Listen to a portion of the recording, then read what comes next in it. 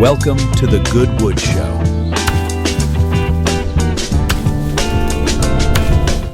Welcome everyone to another episode of the Goodwood Show, and today with Mereus from Solarians. All the projects that I've been getting, it's supposed to be a part of the Solana culture, right? And then it wouldn't make any sense to not have kind of the first or maybe the second, we're going to find out about that now, project in Solana, right? So welcome and thank you for accepting my invitation. Thank you very much for the invitation, and I'm honestly super excited to share my story and the story of some of the OG projects on Solana. And yeah, I have a lot of good stuff to share, and maybe things that people did not hear before. Oh, that is amazing. What we want, kind of the old school alpha. So before we start talking about Solarians, can you tell us a little bit about your journey before crypto? What is your background, and then why did you get into crypto in the first place? Yeah, perfect. So basically, I started studying computer science. I was interested in coding and the tech side. Then I decided to switch to finance because I was interested in this part, and my university made it easier to join the finance field. So after I finished my bachelor, I wanted to look for studies or work in a field that combined both tech and finance, which is why I started looking for a master's degree related to this section. And I found a master's in France, which was in financial technology. And at that, it was like 2022, and it was new at that point. It was like a very new master's that combined crypto, blockchain, and also traditional finance. And I was like, oh, okay, that's interesting. So I went there, and because it was very new at that time, the professors were from all over the world. They were like bringing professors from each country to make a team that can teach this type of program. And basically, this was my first introduction to blockchain, crypto. I was basically sitting in a master's class, and a professor who has a PhD is just standing there telling us, this is an image of a cartoon monkey, and it's sold for a couple of million. Now let's understand why. What's the technology behind it, and how did that happen, and what is the evolution of technology in the finance field? And I was like, wow, okay, that's crazy stuff, you know. So I finished this master's, and then I couldn't find a job in this field because it was too early and new. And I was like, okay, I'll just find a traditional finance job. And at the same time, with my friend, we will start exploring on the side NFTs and crypto and stuff like this, like just experiment for fun. And we started with Ethereum. It was the big thing at the time. And we just and we were just students. So we just like gathered a couple $100, started like just to pay gas fees. Yeah, exactly. Just for the gas fees, yeah. And then we started like, okay, exploring what are Ethereum NFTs and stuff. First NFT we minted was a rug straight away. Of course. Okay. Yeah, the casual like introduction. So the way you started, that's the way you start, right? No one starts with a proper exactly. project, right? Exactly. Yeah, it was a project like called Animoon, something like this. It was like supposed to be similar to Pokemon, but like you buy an egg and the egg hatches and becomes an NFT, stuff like this. So we got rugged on that, and I was like, okay, good first like introduction, but it was nice. It was interesting. And then we were like, okay, we don't have enough money to afford to keep trying on Ethereum. And then we discovered Solana, which was like, okay, at least if you get rugged there, you don't lose as much as you lose in Ethereum. I'm like, okay, let's check Solana. And then at that time, it was Cats on Crack. It was the coming hyped mint was Cats. No way, but Cats on Crack. But that was way after Solarians. Yeah, exactly. Okay. So okay. This was at this point I started the first NFT I bought was SolPunks. Okay. Which was the first project to finish minting on Solana. That was SolPunks. And then from SolPunks, I learned about other projects happening. And then the Cats mint came. Like I was buying, but I was like still not minting stuff because I was still learning. So I only bought like SolPunks, Solsteeds. It was this early Yeah, era. yeah, I know the And then houses. the Cats Mint came, and I minted with my friend. It was the first like hyped whitelist I got, and I minted, and I was like, wow, okay. They went up in price a bit, and then literally once they went down like close to mint price, I was like, okay, no, I don't want to lose money again like every time. So I sold. And I sold like literally a, like a couple 10, $20 above what I minted, you know. It was my first ever profit, and it was so small.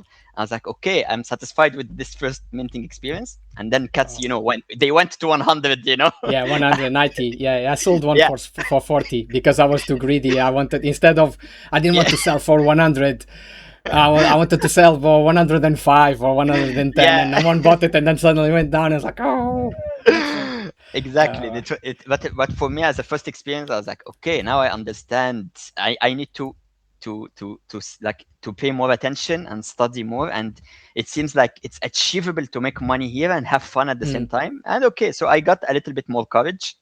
And at this time, I wanted to make a difference in one of the projects, or like start joining a team and joining an NFT project that is reputable at that time. So because it was the first project that I bought, SolPunks, I went to the team and I was like, hi, I would like to join your team. SolPunks at that time, it was a DAO. They minted. After they finished minting, the original team of SolPunks was Solana Art. They were the founders of the marketplace, Solana yeah, Art. Solana Art. Yeah. Yeah, but what they did is they minted SolPunks, they took the funds, they launched Solana Art, and then they left the project to the community to manage. So it became a DAO at this point. And they elected a council of 3 layers, and everything started being done by voting and stuff, and they had a treasury, and that was basically it. So I joined as a alpha hunter. I was like, okay, I want to start my journey as an alpha hunter because it's the easiest way to join a team and start like getting to know projects and different collab managers and teams from other projects as well. So I join as an alpha hunter. I start getting them whitelist spots, and I also say, okay, I want to be a collab manager as well. So I start reaching out to new projects that are minting, and I tell them, hi, I want to join as a collab manager for free for the experience. I join a couple of projects here, there. I start making connections with different teams, collab managers, alpha hunters, and then I get elected straight from SolPunks had 3 layers: alien, ape, zombie. Alien is the highest council.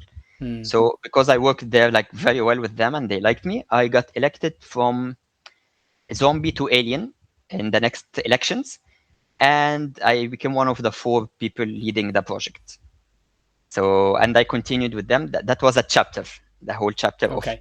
SolPunks, and from then that's the first chapter of my story, basically. Okay. Yeah.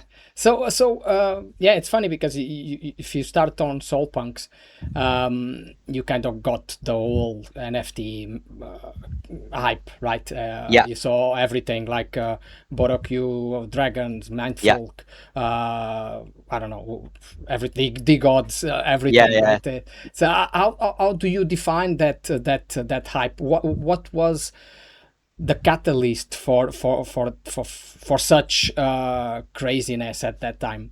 So at that time, basically the story was that Ethereum had a lot of these big mints, and people were dropping like millions of money on Ethereum. And at that time, people thought, why can't we do the same on Solana? Because Solana has faster technology, it's cheaper. Let's try to attract the people of Ethereum to Solana. And to do that, that's where the team of SolPunks came into play, because they were the first to do that. And they were like, okay, people on Ethereum, what is the most familiar NFT that's there? It's CryptoPunks. And we're like, if we want to attract the whales and big people of Ethereum to Solana, then let's create CryptoPunks on Solana, same one-to-one, just change the background to Solana, and make it a starting point which is familiar for them, because they would like to collect the same CryptoPunk they have, but on Solana, and it's something familiar. So they started the SolPunks at that point, and then came also Kreechures and Solarians. These were the first three to start minting. So there is different points of view, because one of them started minting first, one of them finished minting first, and that's where people like, which one is the first? I mean, they are all the first. It's just a different point of view, because if you look at the NFTs from all these three first projects, some of them from minted before the other in Solarians, but then one in Kreechures, some of them minted before the ones in SolPunks. But so some of the SolPunks ones, because they were all minting at the same time. So this was around April. Yes, exactly. That's 2021. Yes, Yeah, exactly. And once SolPunks finished minting first, it started that people saw that, okay, it is possible to mint a 10,000 collection on Solana. It worked. So Solarians minted out, Kreechures minted out, and then came DGNAP Academy, Solana Monkey Business. They carried the hype of SolPunks and the other projects, and they basically catapulted the whole bull run. That was the first three: DGNAP Academy, Solana Monkey Business, and then from here Solana started basically the crazy run. Yeah, and then came Famous Fox and the other big project, Fract, all these. Yeah, exactly. And they started coming tuck one after the other, and the hype began from here. But at this time, you were not part of the ecosystem yet, right? I was watching, but I wasn't participating. Yeah. You started only later in the year. Yeah, I started buying later. I basically was watching all these things, but I didn't want to put money because I was already traumatized from losing money from before. Exactly. And Solana was new at that point, so I was like, okay, let's watch, observe, learn, see which projects, and then when I saw that the run started going hard, this is when I started like putting money and doing that. But I was watching all of this stuff happening, just not getting to buy anything. Okay, makes sense now. So how did you then got involved with Solarians, and why Solarians? Also because it's funny because for me, I started around September or something of 2021. So I didn't actually saw any of these mints that you are talking about. And then when I started was DGNAPE, SMB, Foxes, and everyone was talking a lot about this projects, but no one was talking about Solarians or Kreechures, right? It was completely, I only discovered them after, I don't know, maybe 1 year that I was in the space. When I one day I was like, what was, like, out of curiosity, which project is the first one? And then Solarians and Kreechures came as the first ones. I'm like, I never heard of this. Why this is not more spoken about? And, Basically, for SolPunks, after like DGNAPE came and SMB, people started looking at these new projects because they had, let's say, new art, and they were the shiny new things at that time. And because for SolPunks, for example, people didn't want to be associated with a project that is, at this point, it was called a derivative. And they were like, and the derivative thing was like a big thing back then. They were like, okay, this is just a copy paste of that, and they will probably get taken down or whatever, but it didn't happen. But that was the main point where people were not engaging with SolPunks. And for Kreechures, people didn't like the art that much, and especially that there was Gen 1 and then Gen 2, and it got a bit complicated that people did not have the span of attention to just like keep understanding and putting money. They were like, that's the new thing, let's go, it will go to 100, and then the next thing comes and it goes to 100, the next thing comes, and it was crazy at that time. Solarians was complicated because the project launched, it was doing so well, it went it got like a 40 sol high floor price, and some of the high ranks were selling for 100s and 200s. But then there was like they promised to launch a marketplace, which is Digital Eyes. Yeah. They launched Digital Eyes, and then the promise was that the revenue from the marketplace Digital Eyes would go to the holders. Okay. And that's was the initial thing that made the floor price high. And then right after, the team said that this will not be possible. Then the people lost confidence in the project and they started like attacking the team and stuff. So the original team stepped down and they gave the project to the next generation of the council. Uh, and when the new team took over, they took over of the funds, everything. And but already the hit was there. Like they got hit with this. Yes, yes, yes. They went down and then they started building from down there. But it was too hard to cope with all of this and follow up, and especially that Solarians, when I explain later the chapter of Solarians, there is a lot of complications with the collection itself in terms of Yeah. metadata and stuff. Yeah. But I will get to this section later. But because of these main reasons, people who were focused on the new stuff, which is like, oh, the amazing art of Famous Fox, oh, the amazing art of SMB, and these things. And there were too many projects launching at that point that it was more attractive to focus on these other projects. So how did you then get a role on Solarians? What was the how did you got actually involved with the project and the RoboDAO or the council? Yeah. So while I was in SolPunks, I got introduced to Timon and Solana Historical Society, and at that point I was very interested in the older projects, what's their history, and I wanted to collect one of each of the old projects to have like one of the first 50 projects on Solana, even the ones that cost nothing and disappeared. I would like just to have one of each.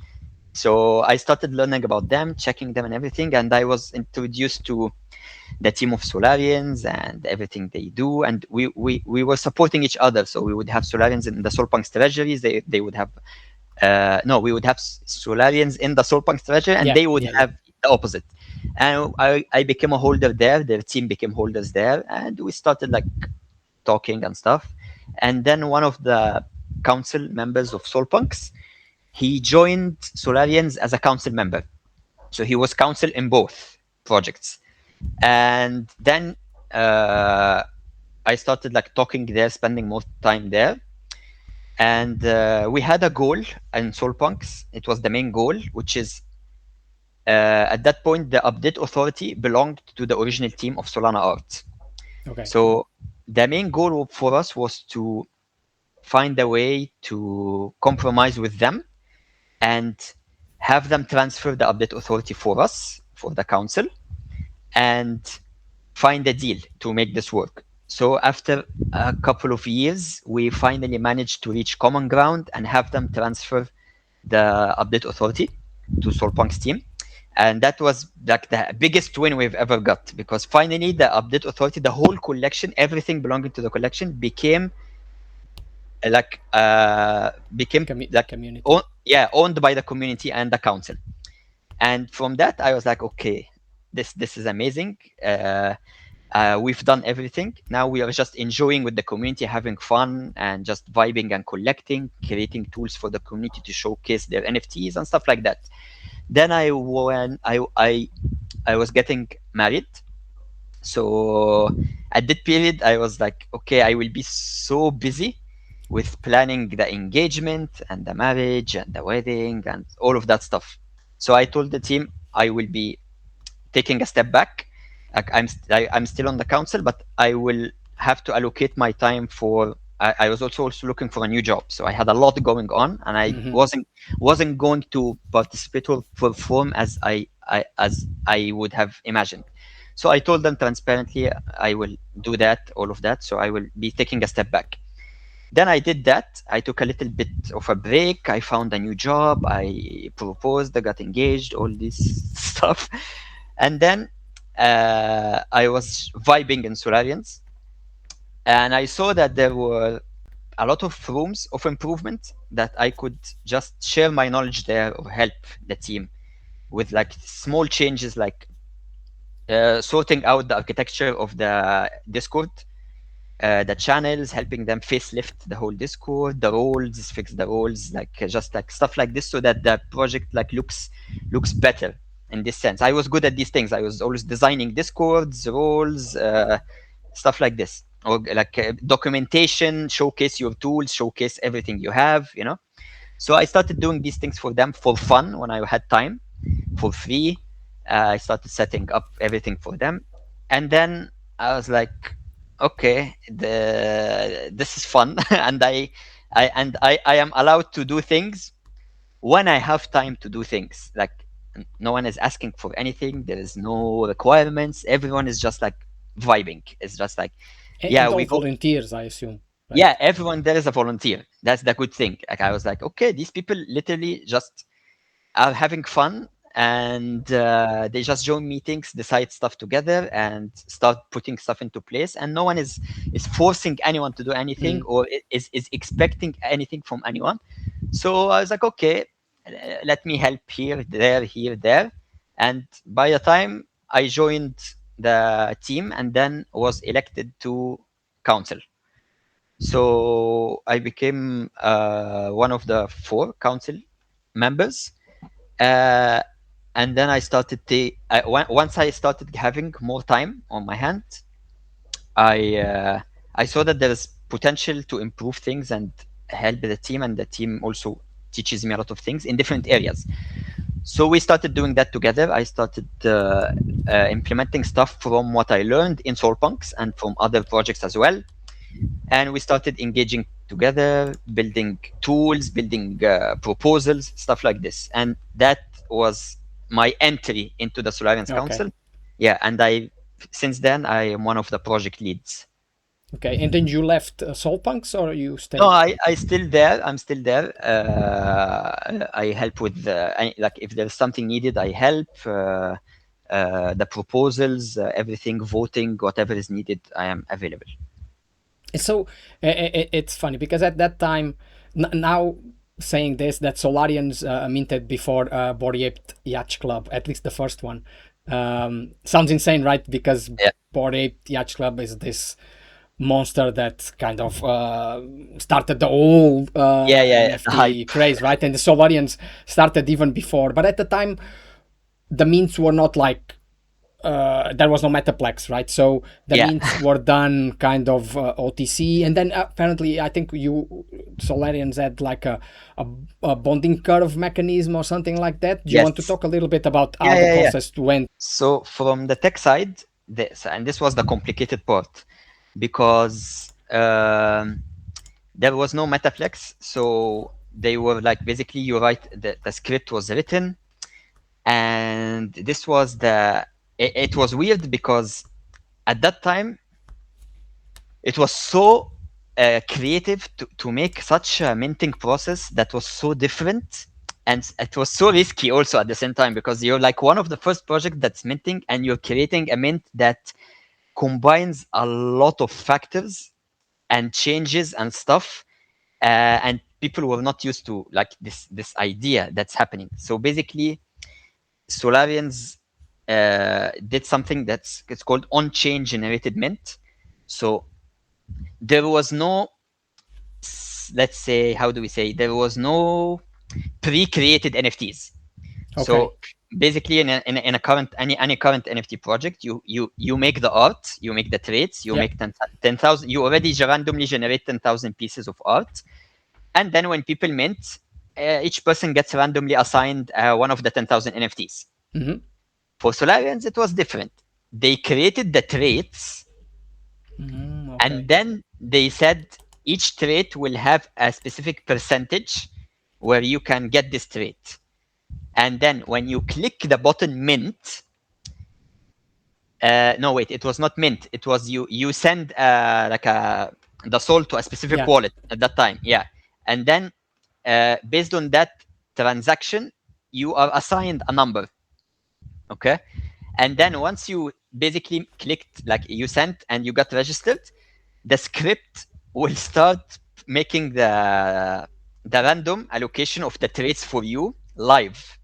So it starts running that script, doing the percentages. You get allocated this trait and this trait and this trait, and that's your NFT created real time.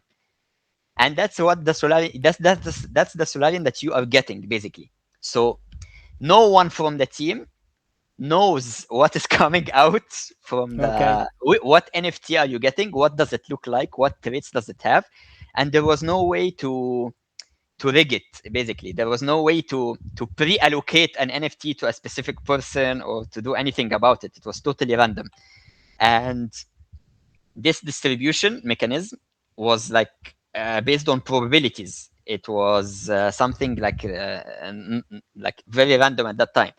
And the bonding curve part was that each time someone mints Solarian, the price increases. Okay. And it kept going up till it reached 40 Solana. So actually, the last Solarian minted was minted for 40 Solana. And that was crazy because it was something super new. People are not used to this process. And also, the interesting part is that Solarians was the first to do a post-mint reveal. So once you mint, you send a transaction and you get a mint. Your NFT is created on chain. This is not the NFT that shows in your wallet. We had a placeholder. It's a simplified version of your Solarian. That's what you see. And then after the mint, this simplified version changes to your actual Solarian at that point, which means they were the first to do the post-mint reveal. And at that time also, it was the first pixel collection on Solana. Yeah. And also animated, right? And animated. So it was like, holy shit, you are making one mint that has the first pixel, first animated, it's on-chain generated, it's based on randomization and a distribution mechanism. And also, first time someone sees a bonding curve, and also first time there is a post-mint reveal. And I was like, holy shit, that's a lot of stuff happening there. Amazing. And in the middle of the mint, Metaplex launched. You know? Yeah. So actually, the first half of the collection is tokens, and the second half is Metaplex standard NFTs. Okay. And that created a huge problem back then, because the first half, they were like 9 decimal tokens, something like this. So, and you needed all 9 pieces to have one full Solarian. So I could actually open my wallet, I see the Solarian as a token, and I could send you 0.1 of that Solarian, you know? But wow, okay. Yeah, and you need the whole thing to actually own the whole Solarian. So it was just a normal token? Yeah, it was basically you could was not fungible.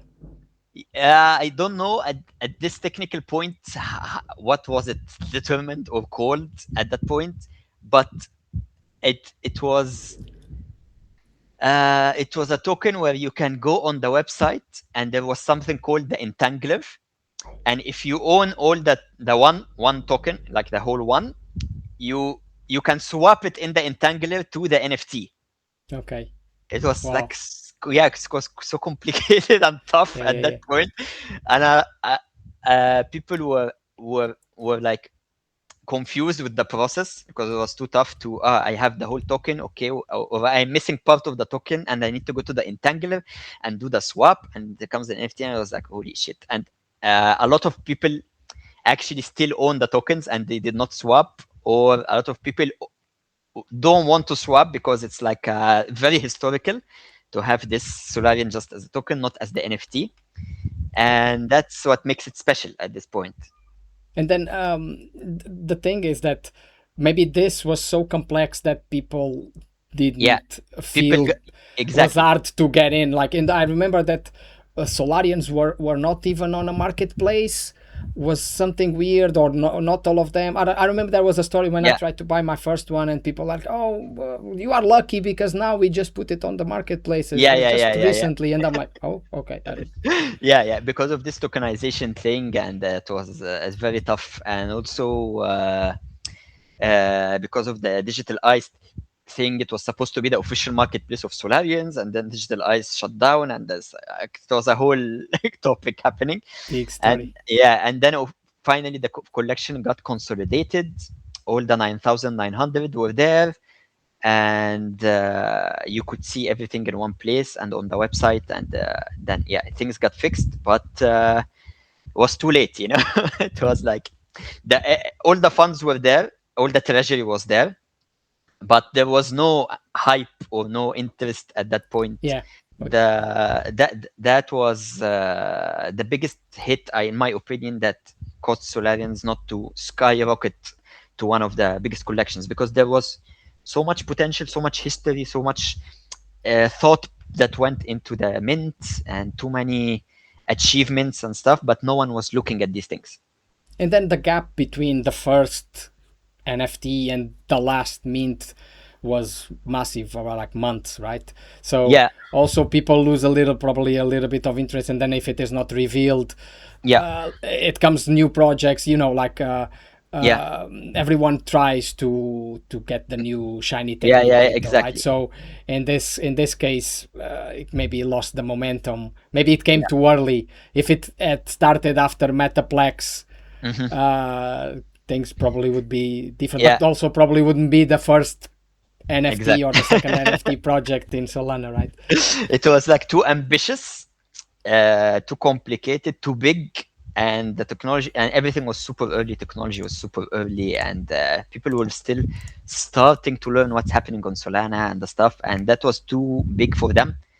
But later it paid off. Like we'll talk about this part now, like later. Yeah. So who is the artist? Is someone known, or was?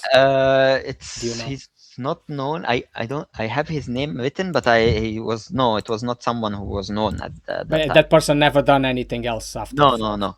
Oh, okay, that's curious. Okay. Yeah.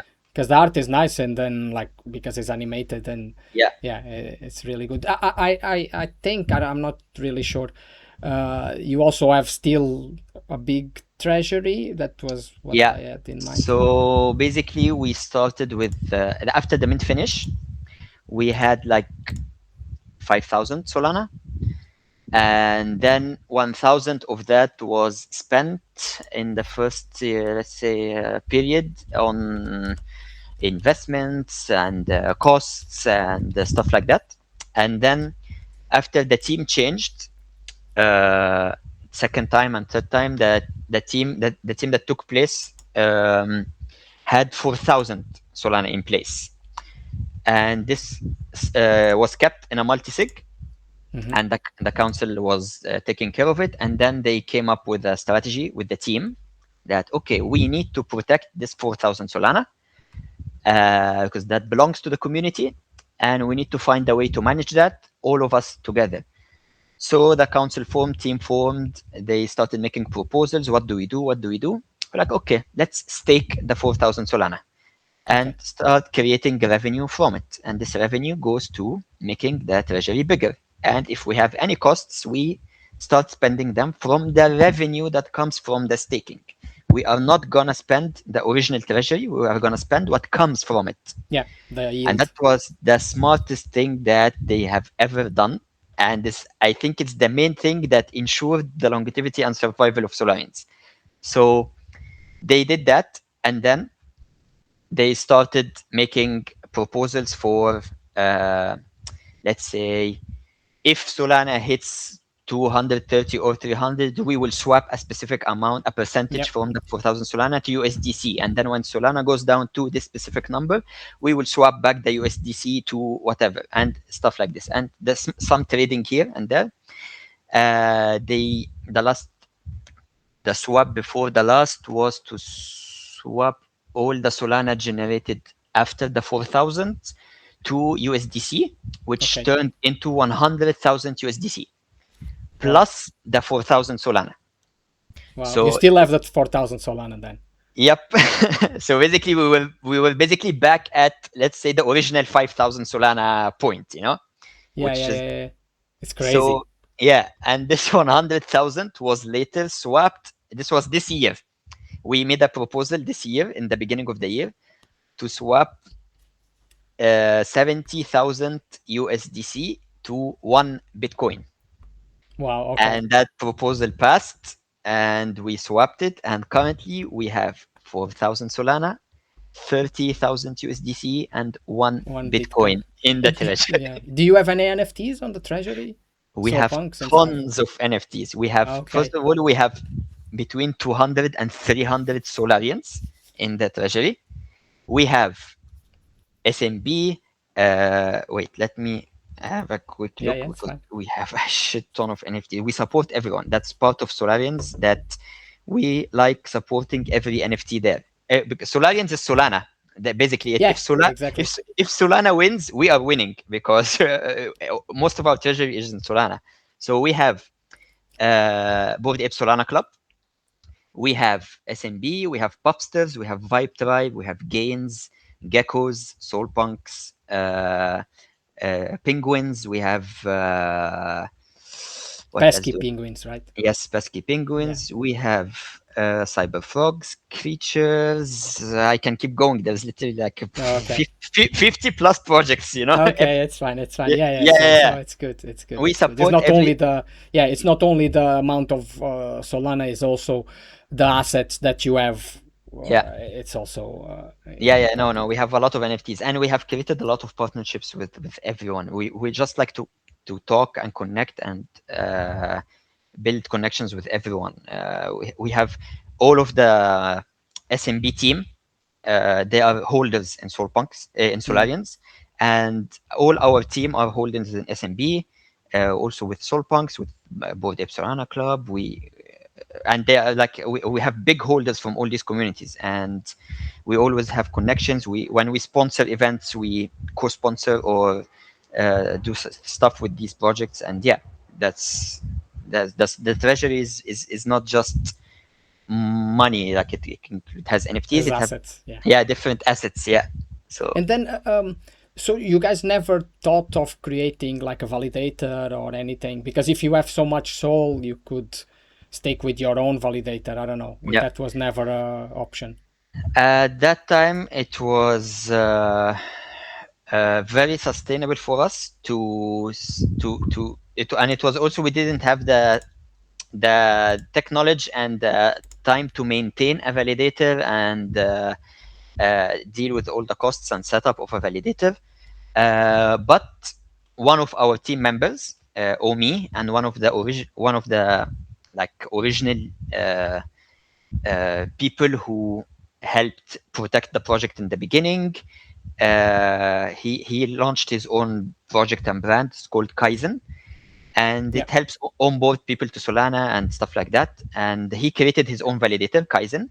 And since he's one of the team already, and one of the most respectable people in Solarians, we staked in his validator, and he was managing everything related to that. And we were making our revenue every month, and everything was basically working perfectly. So that's the path we went to. Okay. So, but how does the treasury and the governance actually work for holders? I know that you have also like giveaways and Yeah. other benefits. Do you want to speak Yeah. a little bit about that?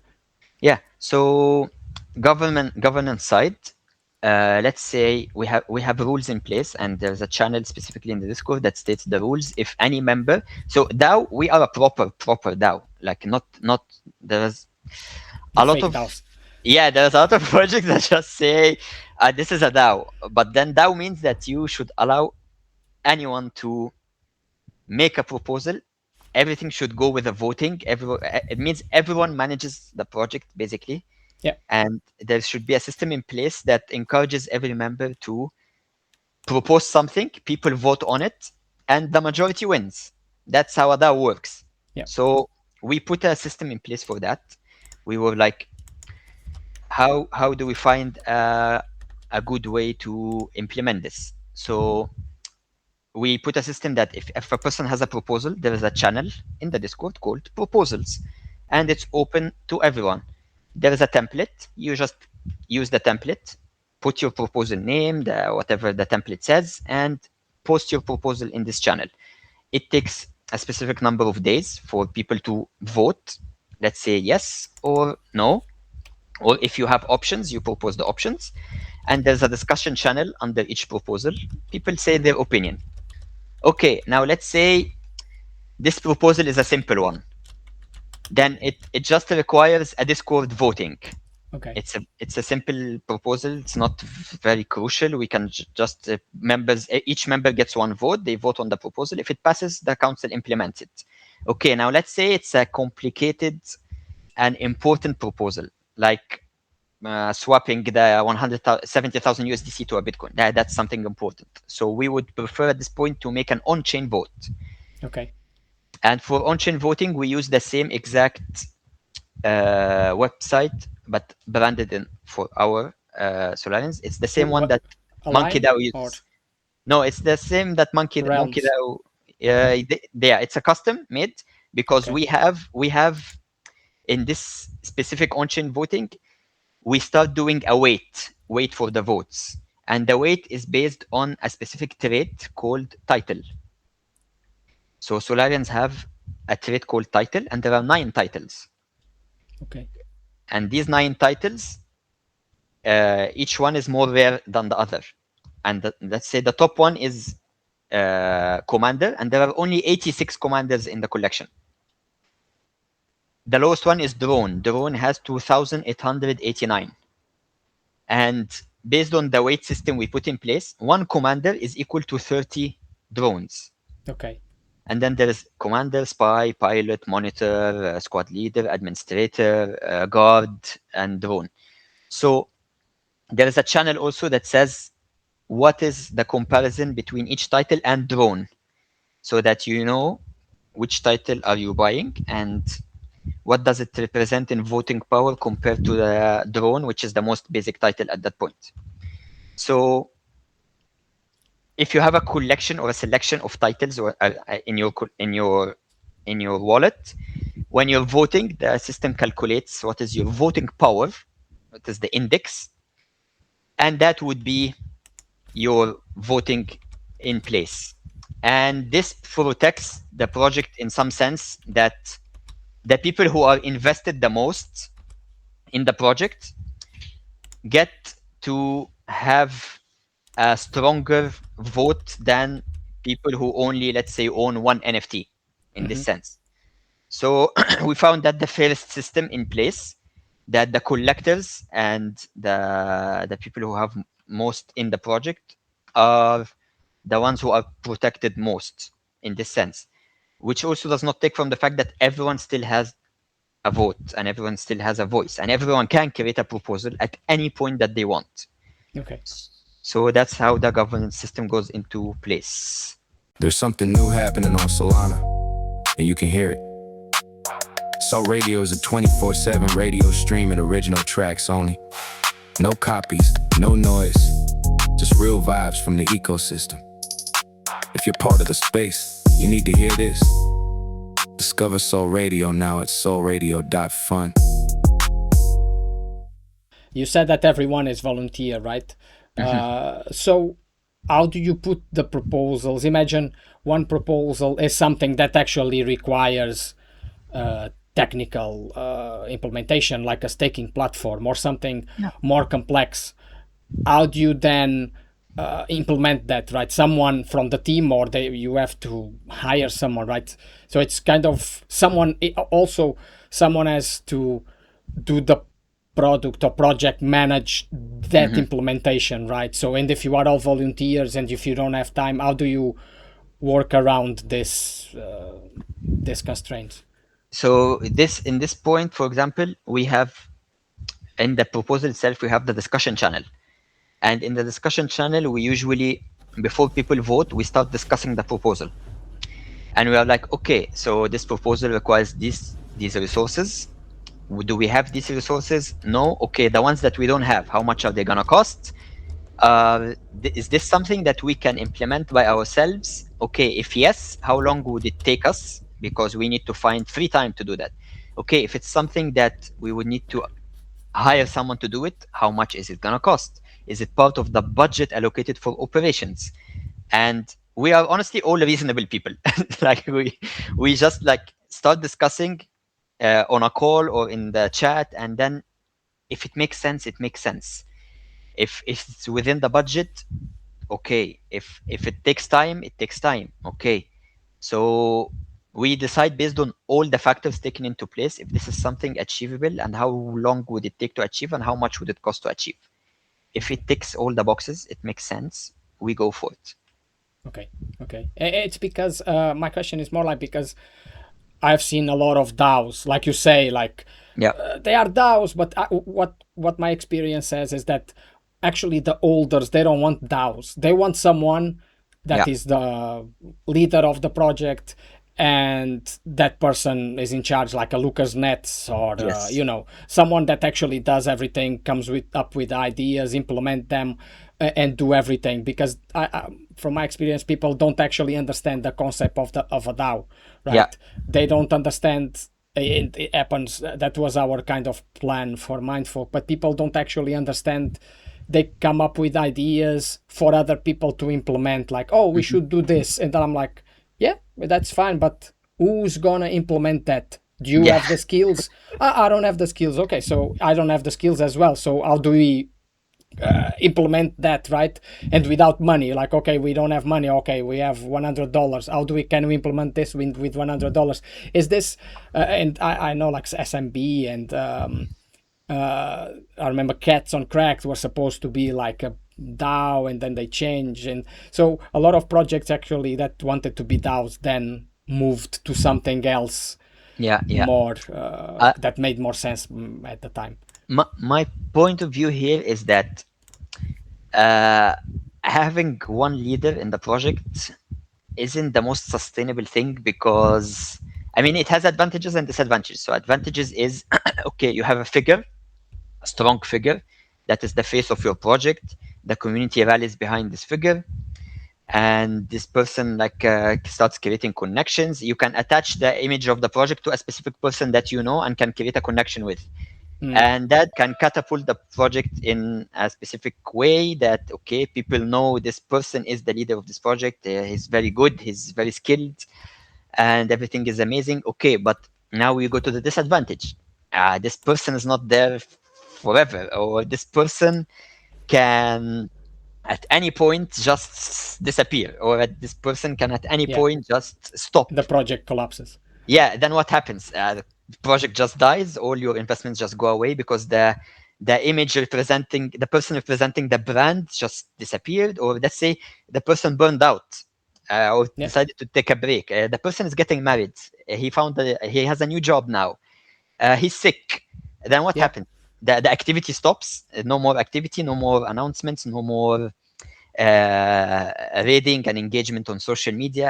Okay, you tied everything to one image, but that's also the same thing that can destroy a project.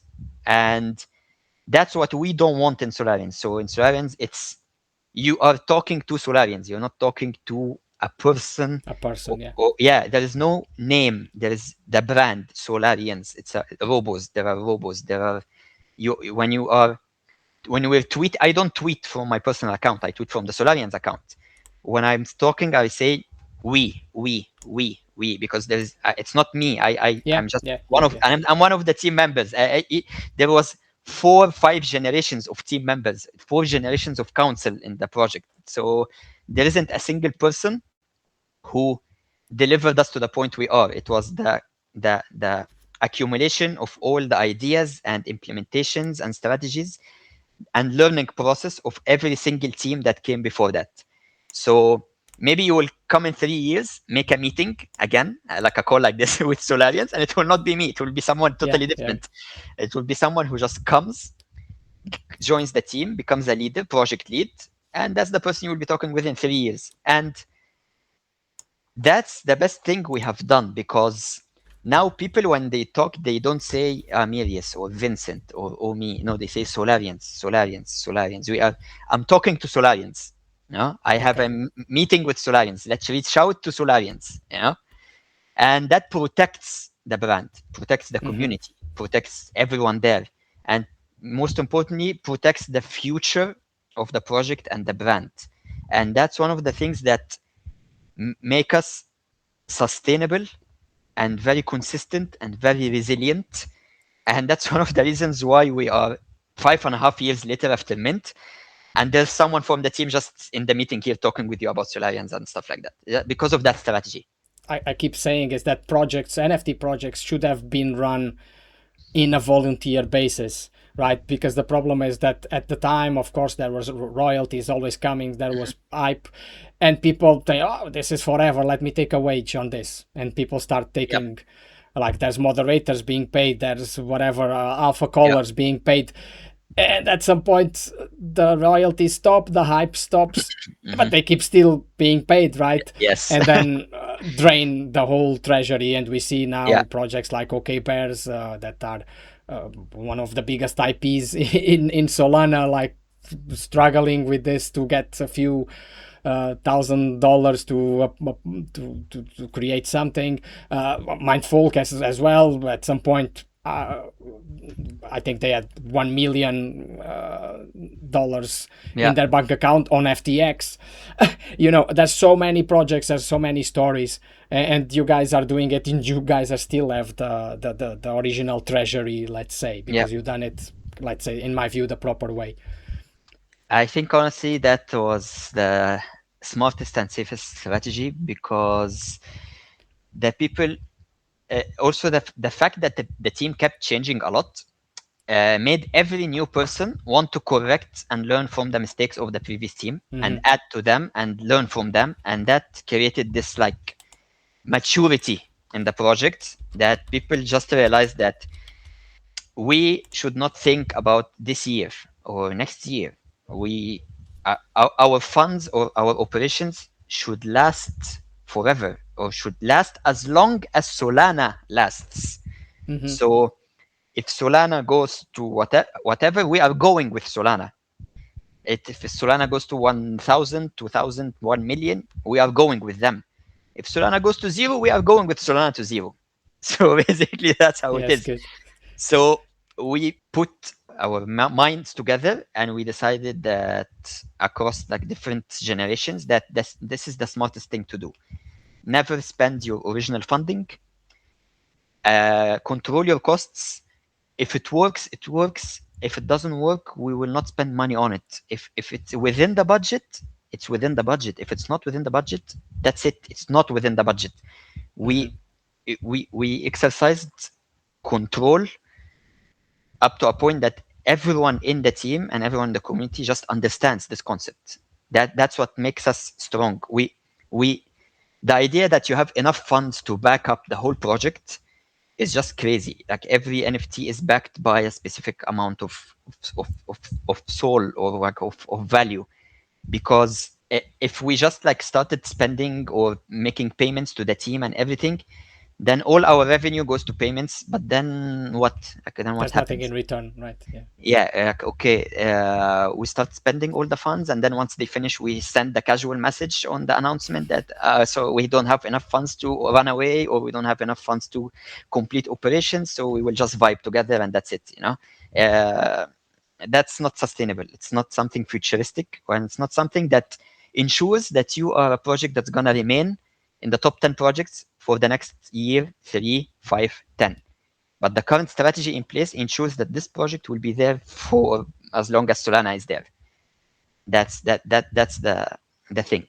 It's not like we're not spending money. No, we generate 20 plus Solana every month. 20 Solana per month is more than enough for operations, for funding, for saving, and for giveaways to the community. Yeah. Then we will talk about the breakdown of the 20 Solana. How is it allocated? If it's a pure DAO, why does it need a council, right? And the other thing is that, like what happened to Bonk, right? You said that the big holders are more protected and they have more influence, but someone can just come buy quite a lot of NFTs and then manipulate the way the DAO works or influence the decision on one proposal. Can you talk a little bit about that, the council and how the DAO can be affected? First thing is, why do we need a council? Council is in place, first of all, for signatures for the multi-sig. So we usually do the signing. If there's each month, we need to do a transaction to move the 20 Solana to the operations wallet, and then it gets distributed on all the operation wallets. and this needs a signature from the people who are entrusted with this.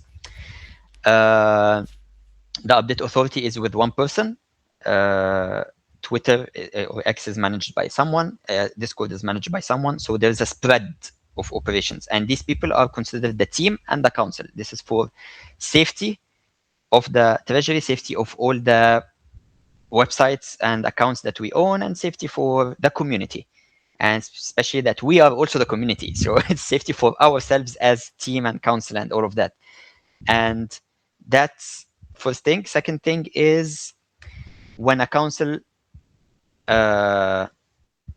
let's say when the proposal goes in place and it's approved, the people who execute the proposal are the team and the council. So we need to have these people called as a council, because they have the access to the tools that execute the proposal. So if someone says, okay, the proposal is to do this in the Discord and that, okay, then this person in the council who manages the Discord will handle this execution.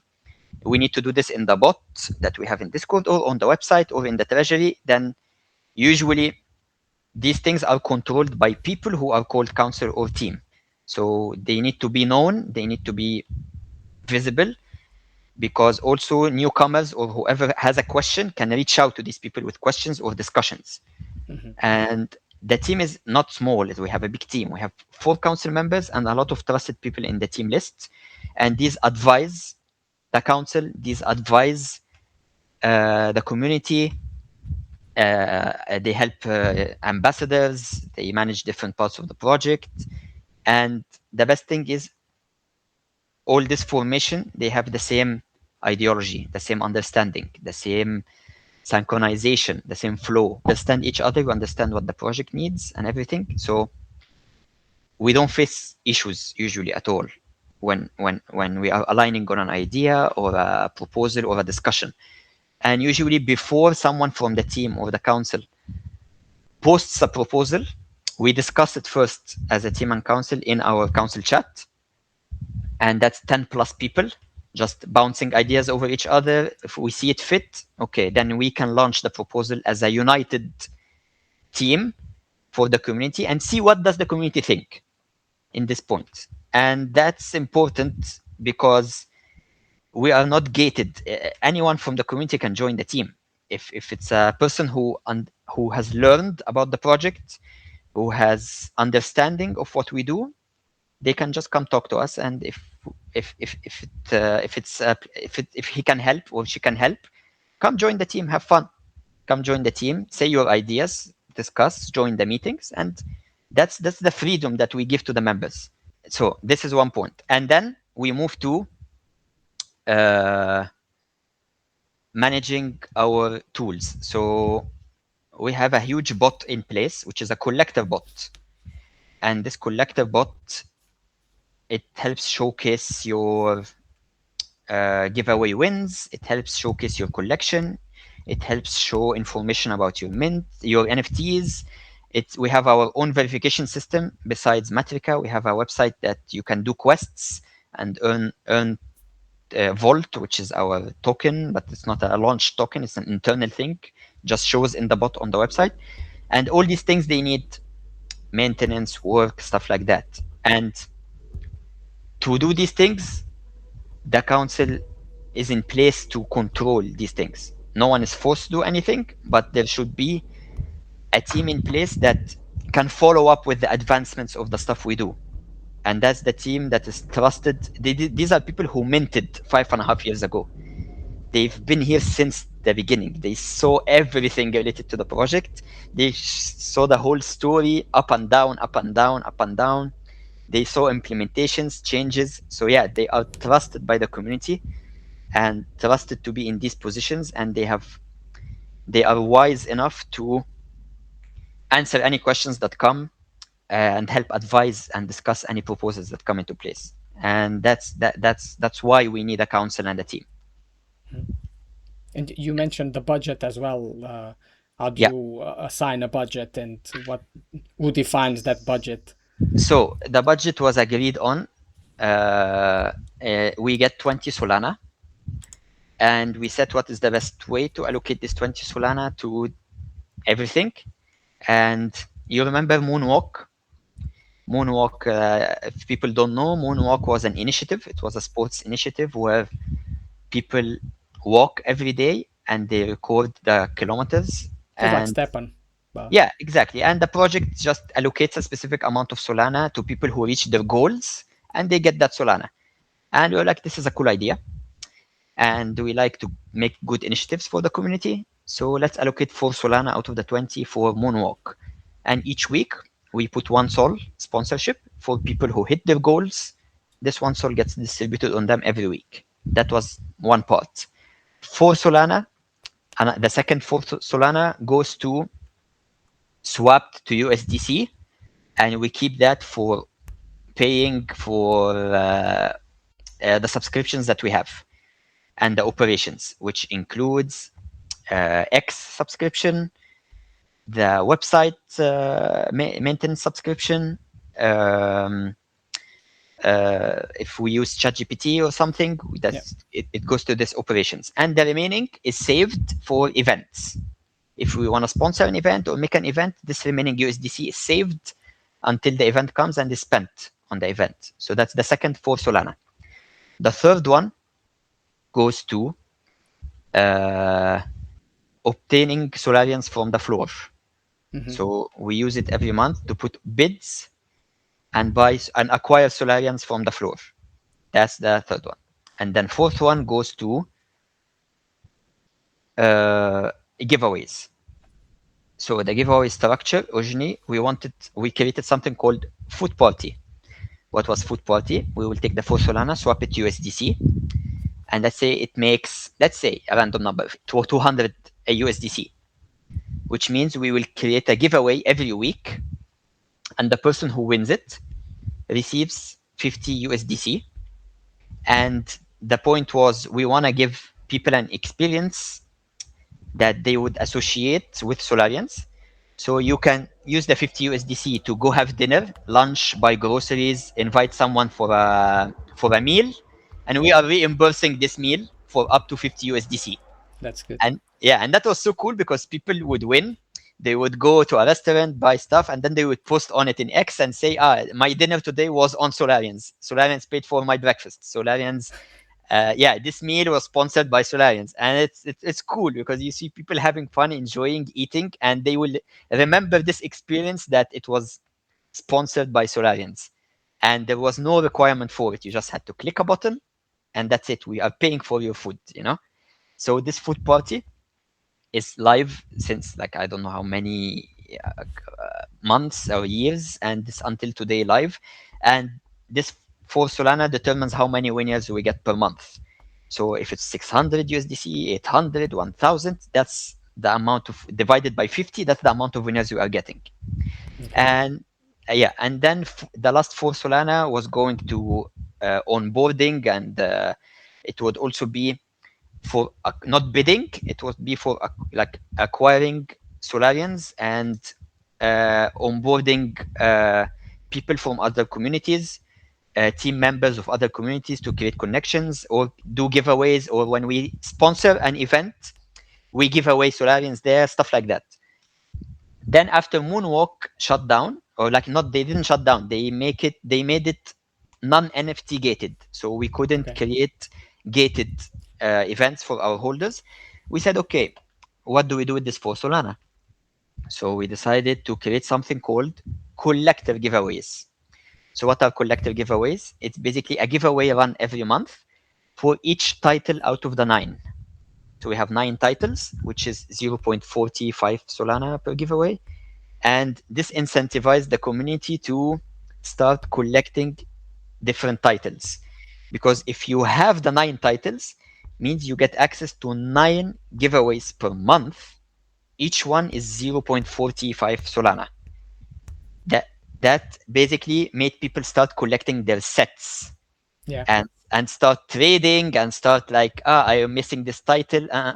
So it created a giveaway for people who collect, and the food party is for everyone. And by default, each person who has one Solarian already has one title of the 9. So by default, they get access to one of them. And that's a part. Then we go to the final giveaway, which is the Solarians raffle. So I mentioned we have a bot called Volt, and basically it's a quest to earn. You make some quests, you attend our meetings, you chat, and you earn this. People even can challenge each other for rock, paper, scissors, and the winner gets some volts. They can take volts from each other. And if you collect volts, you can buy tickets for the raffle. And each week, 2 weeks, we raffle one Solarian.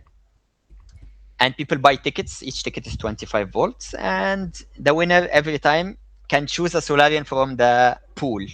And that helps people collect Solarians that they don't have in their sets, so they can unlock more giveaways also. So it helps you get NFTs by participation and engaging with the community. It helps you complete your sets, which also helps you unlock more giveaways and keep winning. So everyone is eating good in Solarians. Everyone is winning. Everyone is winning NFTs, food parties, Solana, and all of that. There are no requirements. Just vibe in the community and react, and you're winning. That's it. Everyone is having fun, enjoying, and yeah, that's the allocation basically that we have. And it's funny because you mentioned that people that have Solarians, they have SMB, and SMB have Solarians, and loads of projects. And what I see is like, if when I join a new project, if it's quite like big, let's say, the nicknames are all basically the same, and it's hard now at the moment, because when in 2021, 22, right, there was not that many projects, right? So there was space for everyone. At the moment, it's like we are kind of saturated. The community is much smaller, and it's hard to attract new people, right? So the bag holders are always the same people, but they bag hold loads of NFTs. Did you feel the vibes are a bit down at the moment? How do you describe the moment of the NFTs and Solarians at the moment? So I would say when I joined the community, I joined at is if I compare to now, I would say the community like tripled in size easily, more than tripled, because we started promoting heavily Solarians and started being more engaging on X and posting more. We started promoting the giveaways. We started going to other projects that we are friends with, and we start talking about Solarians. We start pitching Solarians. We started like seeing who from the holders of the other projects do not own Solarians, and why don't you own a Solarian? Let me pitch it to you. Let me just tell you what do we do. And most of the time it makes sense for the other person to be like, I own all these projects, but this one actually makes sense, this one actually has the whole treasury, and this one actually gives giveaways to the holders, and this one actually there's someone from them talking to me 5.5 years after the mint. What the fuck? How come I didn't hear about this, or I don't know it, or I don't have it, and they end up buying or joining, or later they don't join, and later they keep hearing and they're like, maybe it's about time I join. And for some people we offer trading. For example, let's say you have a Puffsters NFT, okay, or you have whatever NFT you have. We would always try to find a way to trade with you, because we want to onboard you to the family. We want you to be part of Solarians, and we don't care how it's done, but we would always try to find a comfortable way to bring someone new to the project. It's either by pitching, it's either by getting you to buy, or it's either by trading with you. In the end, it all comes to our treasury. Like if I trade with you and I get another project, it will come to our treasury. It will stay there. It's fine. We are supporting everyone, and we want a new holder. We want someone to learn about Solarians. If we go to an event sponsor, we start explaining to people, this is what we do, this is what we did. Does it make sense to you? Do you see an issue with it? Okay, tell us, why wouldn't you buy? And then we tackle these points and we start putting our minds together and seeing that this guy said this, does it make sense? Okay, where can we improve this point or part? And because of that, we started getting a lot of holders from different communities, and people started learning actually what does Solarians represent and what do they do. And that helped us a lot, because in December of last year, we were at 0.7 Sol, and our listings were 500. Today, we are 2 Sol, and our listings are 280. Our listings went down by half, and our floor price tripled. And that's because people are joining, people are happy, people are not selling their Solarians. They understand how valuable that is in terms of history, in terms of technology, in terms of return and giveaways, and in terms of community. We are covering a lot of different parts. It's not one factor, it's all the factors, or as much as we can. And we are not just relying on that, we are relying on the fact that we are investing in ourselves. We are putting bids on our own floor. We are sweeping our own collection when needed. And these NFTs, they are going to the community besides the giveaway. So that has helped us catapult to top 10 biggest projects by market cap. And we stayed there since January till today. We solidified our position in the top 10 biggest projects by market cap 5.5 years later after mint. Full treasury, listings are down to a low 280, and everyone is happy. Everyone is having fun. So yeah, that's amazing. Actually, that's amazing. And I think it's kind of a good way finish the episode with a very nice message. What do you see the future for Solarians? Another 5 years ahead, what's gonna happen? I think easily another 5 years, that's for sure. That's easily. And honestly, I would say that the future is what the community wants the future to be. And I would encourage everyone and anyone to just come talk with us. Just come vibe, come ask questions, come criticize us, come offer partnerships, come help, come ask for something. We respond very quickly. We are always available. Everything is open to everyone. Just come engage with us, and we will be more than happy to talk to you and make a new connection and all of that. Perfect. That's amazing. Thank you so much for coming. And I have some bids for Solarians. Let's see if someone wants to sell them slightly cheaper than the floor. Thank you so much. Thank you very much for the invitation. It was honestly amazing going through all of this. Chop, chop, the wood we carry. Chop, chop, never meant to bury. Fire runs through the grain. Nothing lost, nothing to claim. Chop, chop, keep it moving. Chop, chop, always flowing around the night. Voices arise in the dark, truth survives.